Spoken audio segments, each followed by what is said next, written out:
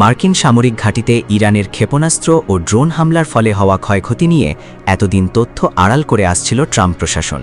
তবে স্যাটেলাইট চিত্রের বিশ্লেষণে মার্কিন ঘাঁটিগুলোর ক্ষয়ক্ষতির বাস্তব চিত্র উন্মোচিত হয়েছে। সাম্প্রতিক যুদ্ধে মধ্যপ্রাচ্যের অন্তত 15টি মার্কিন সামরিক ঘাঁটিতে অত্যন্ত নিখুঁত হামলা চালিয়েছে ইরান। মার্কিন ঘাঁটিগুলোর এই ক্ষয়ক্ষতির পরিমাণ ধারণার চেয়েও অনেক বেশি।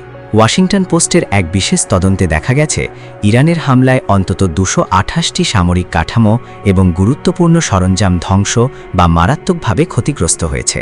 ওয়াশিংটন প্রাথমিক স্বীকারোক্তিতে যা বলেছিল, হামলার ক্ষয়ক্ষতি তার তুলনায় কয়েক গুণ বেশি।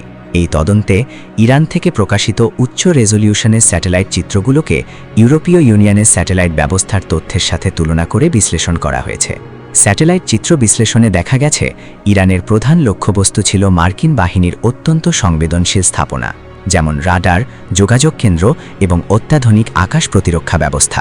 বিশেষ করে কাতারের আল উদেইদ বিমান ঘাঁটির স্যাটেলাইট যোগাযোগ কেন্দ্র এবং বাহরাইন ও কুয়েতে মোতায়েন করা প্যাট্রিয়ট মিসাইল ডিফেন্স সিস্টেমগুলো ইরানি ক্ষেপণাস্ত্রের নিখুঁত আঘাতে অকেজো হয়ে পড়েছে।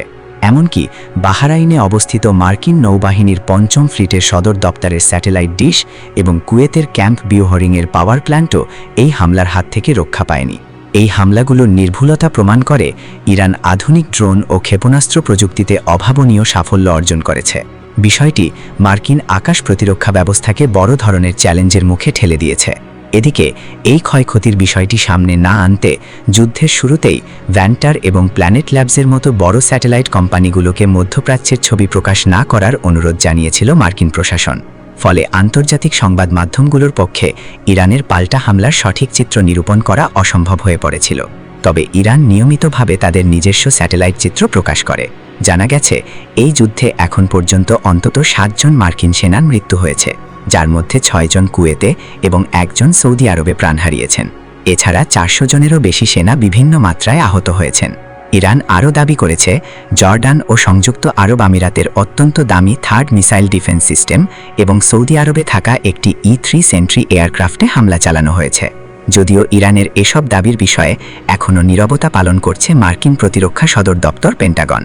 বিশেষজ্ঞরা বলছেন, আমেরিকা এতদিন নিজেদের ক্ষয়ক্ষতির চিত্র আড়াল করলেও বাস্তব অর্থে ইরানের হামলায় তাদের ঘাঁটিগুলোর 12টা বেজে গেছে। মার্কিন সামরিক কৌশল ইরানের মিসাইল ও ড্রোন হামলার সামনে পুরোপুরি মুখ থুবড়ে পড়েছে। বিষয়টিকে মধ্যপ্রাচ্যে আমেরিকার আধিপত্যের ওপর এক বড় ধরনের আঘাত হিসেবে দেখছেন বিশেষজ্ঞরা।